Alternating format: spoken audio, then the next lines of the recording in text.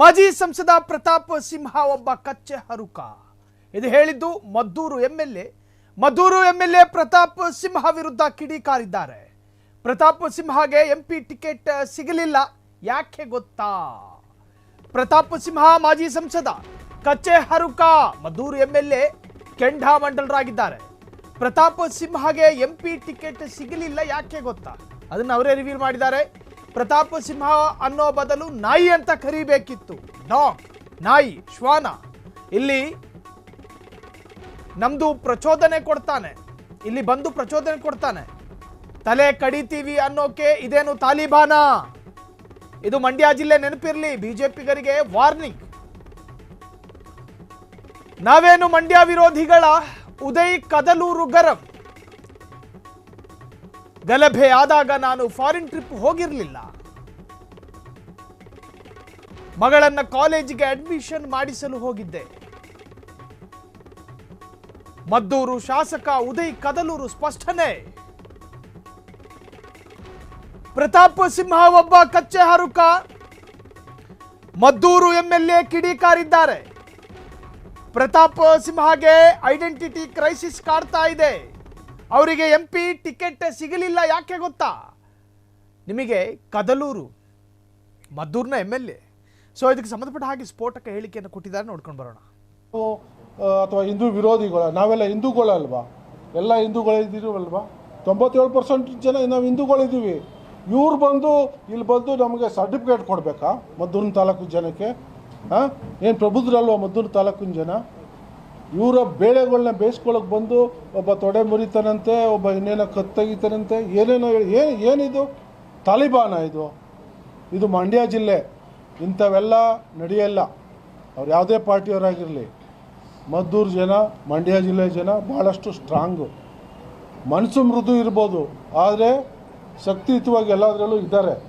ಇದನ್ನು ಅವರು ನೆನಪಿಟ್ಕೊಳ್ಬೇಕು. ಇನ್ನು ಮುಂದೆ ಆದರೂ ಇಂಥ ಕಚಡ ಕೆಲಸ ಮಾಡೋದನ್ನು ಬಿಡಬೇಕು. ಅವರು ಶಾಂತಿ ಭಂಗ ಉಂಟು ಮಾಡೋ ಕೆಲಸನ ಮಾಡಬಾರ್ದು. ಆ ತಪ್ಪಿತಸ್ಥರು ಯಾವನೇ ಇರಲಿ, ಅವನ್ನ ನಾವು ಕ್ಷಮೆ ಅನ್ನೋದಿಲ್ಲ. ಅವ್ರಿಗೆ ಏನು ಬುದ್ಧಿ ಕಲಿಸ್ಬೇಕೋ ಈಗ ಅವ್ರ ಕಾನೂನು ಪ್ರಕಾರ ಏನು ಮಾಡ್ತಾ ಇದ್ದಾರೆ. ಅದು ಬಿಟ್ಟು ಕೂಡ ಇನ್ನು ಮುಂದೆ ಇನ್ನೆಲ್ಲೂ ಇಂಥ ಘಟನೆ ಮರುಕಳಿಸ್ದಂಗೆ ನಾವು ಏನು ಮಾಡಬೇಕೋ ಅದನ್ನು ನಾವು ಸ್ಥಳೀಯವಾಗಿ ನಮ್ಮ ಎಲ್ಲ ಸ್ಥಳೀಯ ಮುಖಂಡರ ಜೊತೆ ಚರ್ಚೆ ಮಾಡಿ ಅವ್ರಿಗೆ ಮುಂದಿನ ಕ್ರಮ ಏನು ತಗೊಳ್ಬೇಕು ಅನ್ನೋದ್ರ ಬಗ್ಗೆ ನಾವು ತೀರ್ಮಾನವನ್ನು ಮಾಡ್ತೀವಿ. ನಮಗೆ ನಮ್ಮ ಜನ ಶಾಂತಿ ಬಯಸೋ ಜನ, ಶಾಂತಿಯನ್ನು ಕಾಪಾಡಬೇಕು. ನಾವೇ ಅದನ್ನು ನಮ್ಮ ತಾಲೂಕಿನ ಮಟ್ಟದಲ್ಲಿ ನಾವು ಸರಿಪಡಿಸ್ಕೊಳ್ತೀವಿ. ಇಂಥವರ ಅವಶ್ಯಕತೆ ನಮಗಿಲ್ಲ. ಯಾರೋ ಮಲೆನಾಡಿನ ಬಂದವರೋ ಇನ್ಯಾರೋ ಶಿವಮೊಗ್ಗದಿದ್ದಾರೋ ಬಂದು ನಮಗೆ ಬುದ್ಧಿ ಹೇಳೋಷ್ಟಿಲ್ಲ. ಅವ್ರು ತೂತ್ಕೊಳ್ಳೆ ಬೇಕಾದಷ್ಟಿವೆ. ನಾನು ಹೇಳಬೇಕು ಅಂದರೆ ಬೇಕಾದಷ್ಟಿವೆ, ಹೇಳ್ತೀನಿ. ಫಸ್ಟ್ ಅವ್ರ ಮನೆ ತೂತ್ಕೊಳ್ಳೋಣ ಸರಿ ಮಾಡ್ಕೊಳ್ಳಿ, ಆಮೇಲೆ ಇನ್ನೊಬ್ಬರ ಬಗ್ಗೆ ಮಾತಾಡಲಿ. ಅವನು ಯಾರೋ ಬಂದು ಅವನೇ ಪ್ರತಾಪ ಸಿಂಹ ಅಂತ ಹೆಸರು ಇಟ್ಬಿಟ್ಟವ್ರು ಅಪ್ಪಿತಪ್ಪಿ.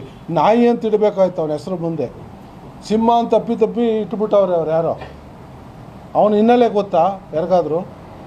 ಅವನು ಹೆಂಡ್ತಿಲೇ ಅವ್ನು ಸಹಿಸ್ಕೋದೇ BJP ಹೈಕಮಾಂಡ್ಗೆ ಕಂಪ್ಲೇಂಟು ಬರೆದಿರೋದು ಮೊನ್ನೆ ಯಾರೋ ಮಾತಾಡ್ತಿದ್ದಾರೆ ಮೈಸೂರಲ್ಲಿ. ಇವನು ಸರಿ ಇಲ್ಲ, ಇವನ್ನ ನಡತೆ ಸರಿ ಇಲ್ಲ, ಇವನು ಕಚ್ಚೇರ್ಕ ಅನ್ನೋದನ್ನು ಭಾಳಷ್ಟು ಜನ ಮೈಸೂರಲ್ಲಿ ಮಾತಾಡ್ತಾರೆ. ಅದಕ್ಕೋಸ್ಕರನೇ ಅವನಿಗೆ BJP ಟಿಕೆಟ್ ಕೊಡ್ದೇ ಕ್ಯಾಕು ಸುಗ್ದಿ ಮನೇಲಿ ಕುಣಿಸಿದ್ದಾರೆ BJP ಹೈಕಮಾಂಡವರು. ಅಂಥವ್ರ ಬಗ್ಗೆ ಬಂದು ಇಲ್ಲಿ ನಮ್ಮ ಜನಕ್ಕೆ ತಿಳುವಳಿಕೆ ಹೇಳ್ತಾರಂತೆ. ಇದೆಷ್ಟು ಸರಿ? ಇದನ್ನು ನಂಬಬೇಕಾ ನಮ್ಮ ಜನ? ಯುವಕರನ್ನೆಲ್ಲ ದಾರಿ ತಪ್ಪಿಸೋ ಕೆಲಸ ಮಾಡ್ತಾವ್ರೆ. ಪ್ರಚೋದನೆ ಭಾಷಣ ಮಾಡೋದು, ಯುವಕರನ್ನ ದಾರಿ ತಪ್ಪಿಸೋ ಕೆಲಸನ ಇವರು ಮಾಡ್ತಿದ್ದಾರೆ. ಇನ್ನೊಬ್ಬರು ಬಂದು ಹೇಳ್ತಾರಂತೆ ನಾನು ಮೋಸ ಮಾಡೋಕ್ಕೆ ಹೋಗಿದ್ದೀನಿ ಅಂತ. ಇವರೆಲ್ಲ ಎಲ್ಲಿದ್ದರು? ಇವ್ರ ಅಪ್ಪನಿಗೆ ಅಧಿಕಾರ ಬರ್ಬೇಕಾದ್ರೆ ಯಾರು ಕಷ್ಟಪಟ್ಟರು, ಯಾರು ಕೊಡಿಸಿದ್ರು ಅನ್ನೋದನ್ನ ಅವ್ನಿಗಿನ್ನ ಅಷ್ಟು ಬೇಗ ಮರೆತುಬಿಟ್ಟವನೇ. ಅವರಪ್ಪ ಏನೇನು ಯಾವ ಕೇಸ್ ಫಿಕ್ಸ್ ಆಗದೆ, ಯಾರು ಲಂಚ ತಗೊಂಡು ಅಕೌಂಟಲ್ಲಿ ಲಂಚ ತಗೊಂಡು ಜೈಲ್ಗೆ ಹೋದವ್ರು ಯಾರು? ಮಂತ್ರಿಯಾಗಿ ರೇಪ್ ಕೇಸ್ ಫಿಟ್ ಮಾಡಿಸ್ಕೊಂಡು ಜೈಲ್ಗೆ ಹೋದವ್ರು ಯಾರು? ಲಂಚ ತಗೊಂಡು ಸ್ವಲ್ಪ ಶಾಸಕ ಜೈಲ್ಗೆ ಹೋಗಿದ್ದು ಯಾರು? ಯಾವ ಪಾರ್ಟಿಯವರು? ಪೋಕ್ಸೋ ಕೇಸ್ ಹಾಕ್ಸ್ಕೊಂಡಿದ್ದು ಯಾರು? ಯಾವ ಪಾರ್ಟಿಯವರು? ಇಂಥವ್ರು ಬಂದು ಮದ್ದೂರನ್ನ ಉದ್ಧಾರ ಮಾಡ್ತಾರಾ? ಇವ್ರದ್ದೇ ಸರ್ಕಾರಗಳಿತ್ತು. ಯಾರಾದರೂ ನಮ್ಮ ಮದ್ದೂರು ತಾಲೂಕಿಗಾಗಲಿ ನಮ್ಮ ಹಿಂದೂ ಜನಾಂಗಕ್ಕಾಗಲಿ ಇವ್ರ ಕೊಡುಗೆ ಏನು? ಇವ್ರ ಸರ್ಕಾರಗಳಿದ್ದಾಗ ಮದ್ದೂರು ತಾಲೂಕಿಗೆ ಏನು ಕೊಟ್ಟಿದ್ದಾರೆ? ಏನು ಸಹಾಯ ಮಾಡಿದ್ದಾರೆ? ದೇವಸ್ಥಾನಗಳಿಗೆ ಸಹಾಯ ಮಾಡವ್ರ? ರಸ್ತೆ ಅಭಿವೃದ್ಧಿ ಮಾಡವ್ರ? ಇನ್ಯಾವುದಾರು ಅಭಿವೃದ್ಧಿ ಕೆಲಸಗಳು ಮಾಡಿದಾರಾ? ರೈತರಿಗೆ ನೀರಾವರಿಗೆ ಏನಾದರೂ ಸಹಾಯ ಮಾಡಿದಾರಾ? ಏನಾಗಿದೆ ಎಷ್ಟು ದಿವಸದಲ್ಲಿ? ನೀವೆಲ್ಲ ಮಾಧ್ಯಮದವರು ನೀವು ದಿನನಿತ್ಯ ನೋಡ್ತಾ ಇದ್ದೀರಿ. ನಮ್ಮ ಸರ್ಕಾರ ಬಂದ ಮೇಲೆ ನಾವು ಎಷ್ಟು ಅಭಿವೃದ್ಧಿಯನ್ನು ಮಾಡಿದ್ದೀವಿ, ಎಲ್ಲೆಲ್ಲಿ ಕೆಲಸ ಆಗ್ತಾಯಿದೆ, ಪ್ರತಿಯೊಂದಕ್ಕೂ ನೀವು ಸಾಕ್ಷೀಕರಿಸೋದು ನೀವೇ ಇದ್ದೀರಾ. ಇವ್ರು ಯಾರೋ ಬಂದ್ಬಿಟ್ಟು ಏನೋ ನಾವು ಕೊಟ್ಬಿಟ್ಟಿದ್ದೀವಿ ಇಲ್ಲಿ ಕೊಡುಗೆ ಅನ್ನೋ ಥರ ಇಲ್ಲಿ ಮಾತಾಡೋದು ಎಷ್ಟು ಸರಿ? ಇನ್ನು ಮುಂದೆ ಆದರೂ ಇಂಥವನ್ನ ಬಿಡಬೇಕು ಇವರು. ಇದರಿಂದ ನಡೆಯಲ್ಲ. ಇದು ಮಂಗಳೂರನ್ನ ಮಾಡಿಕೊಟ್ಟಿದ್ದಾರೆ, ಮಂಡ್ಯನ. ಏನಾಗ್ತಿದೆ ಅಲ್ಲಿ?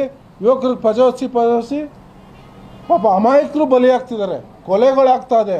ಇವ್ರು ಲೀಡ್ರ್ ಮಕ್ಕಳು ಏನಾದ್ರು ತೊಂದರೆ ಆಗ್ತಿದೆಯಾ? ಲೀಡ್ರ್ ಮಕ್ಕಳು ಹೋಗಿದ್ದು ಬಲಿ ಆಗ್ತಿದ್ದಾರಾ?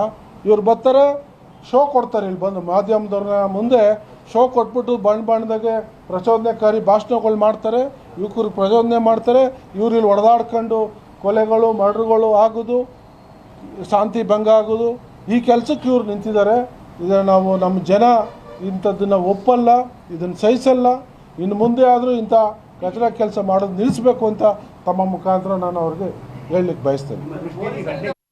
ಗಲಭೆ ಪೀಡಿತ ಮಂಡ್ಯದ ಮದ್ದೂರಿನಲ್ಲಿ 2 ಸಮುದಾಯದ ಬಡ ಜನ ಬೀದಿಗಿಳಿದು ಪ್ರತಿಭಟನೆ ಮಾಡುವಾಗ ಕಣ್ಣಿಗೆ ಕಾಣದ ಕದಲೂರು ಗಲಭೆ ಸಂಭವಿಸಿದ ನಂತರ ರಾಜಕೀಯ ಮಾಡೋದಕ್ಕೆ ಈಗ ಎಂಟ್ರಿ ಕೊಟ್ಟವ್ರೆ ಅಲ್ರಿ. ಪ್ರತಾಪ್ ಸಿಂಹ ವಿರುದ್ಧ ಆಕ್ರೋಶವನ್ನು ವ್ಯಕ್ತಪಡಿಸಿದ್ರಿ, ವಾದಕ್ಕಂತ ಹೇಳಿ ಅದನ್ನು ಬದಿಗಿಡೋಣ. ಆದರೆ ಅದರ ಒತ್ತೊಟ್ಟಿಗೆ ತನ್ನದೇ ಕ್ಷೇತ್ರದಲ್ಲಿ ಅತಿ ಸೂಕ್ಷ್ಮವಾದ ಸಂಭ್ರಮಾಚರಣೆ ನಡೀಬೇಕಾದ್ರೆ ತನ್ನ ಕ್ಷೇತ್ರದ ಪೊಲೀಸ್ ಠಾಣೆಯನ್ನ ಬಂದೋಬಸ್ತಿಗಾಗಿ ನೀವು ಮದ್ದೂರಿನಲ್ಲಿ ಆಯೋಜನೆ ಮಾಡಲಿಲ್ಲ, ಪ್ರತ್ಯೇಕವಾದಂಥ ಆಸಕ್ತಿಯನ್ನು ಕೊಟ್ಟಿರಲಿಲ್ಲ.